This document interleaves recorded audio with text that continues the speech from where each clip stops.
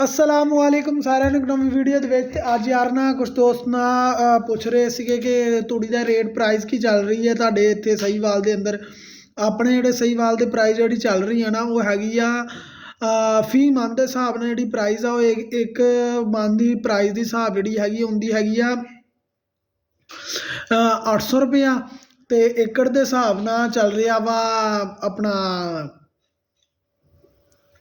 ਏਕੜ ਦੇ ਹਿਸਾਬ 40,000 रुपया। ठीक आ 40,000 रुपये के हिसाब ਨਾਲ ਚੱਲ ਰਹੀ ਹੈ ਤੇ ਇੱਕ ਮੰਨ ਦੇ ਹਿਸਾਬ ਨਾਲ ਬਾਕੀ ਸਾਰੇ ਜਣੇ ਆਪਣਾ ਸ਼ਹਿਰ ਦਾ ਰੇਟ ਥੱਲੇ ਦੱਸ ਦਿਓ ਕਿ ਤੁਹਾਡੇ ਕਿੰਨਾ ਰੇਟ ਚੱਲ ਰਿਹਾ ਤੇ ਅਸਾਂ ਵੀ ਆਪਣਾ ਤੁਹਾਨੂੰ ਰੇਟ ਦੱਸ ਦਿੱਤਾ। ਤੇ ਹੋਰ ਕੋਈ ਮਸਲਾ ਹੋਵੇ ਤੁਹਾਨੂੰ ਤੁਸੀਂ ਨੀਚੇ ਥੱਲੇ ਕਮੈਂਟ ਕਰਕੇ ਪੁੱਛ ਸਕਦੇ ਜੇ। ਤੇ ਤੂੜੀ ਤੁਹਾਨੂੰ ਪਤਾ ਜਿੱਦਾਂ ਕਿ ਬਹੁਤ ਜ਼ਿਆਦਾ ਮਹਿੰਗੀ ਹੋ ਗਈ, ਕੁਛ ਇਲਾਕਿਆਂ 'ਚ 700 ਰੁਪਈਆ ਵਾ, ਜਿੱਦਾਂ ਕਿ ਬਹਾਵਲਪੁਰ ਦੇ ਇਲਾਕਿਆਂ ਦੇ ਵਿੱਚ 700 ਰੁਪਈਆ ਚੱਲ ਰਹੀ ਆ। ਠੀਕ ਆ, ਫੀ ਮੰਥ ਦੇ ਹਿਸਾਬ ਨਾਲ ਅਗਰ ਕੋਈ ਜ਼ਿਆਦਾ ਲੈਣਾ ਚਾਹਵੇ ਤਾਂ ਉੱਥੋਂ ਲਿਆ ਸਕਦਾ। ਓਕੇ ਹੋ ਗਿਆ, ਵੀਡੀਓ ਨੂੰ ਲਾਈਕ ਕਰ ਦਿਓ, ਸ਼ੇਅਰ ਕਰ ਦਿਓ, ਕਮੈਂਟ ਕਰ ਦਿਓ।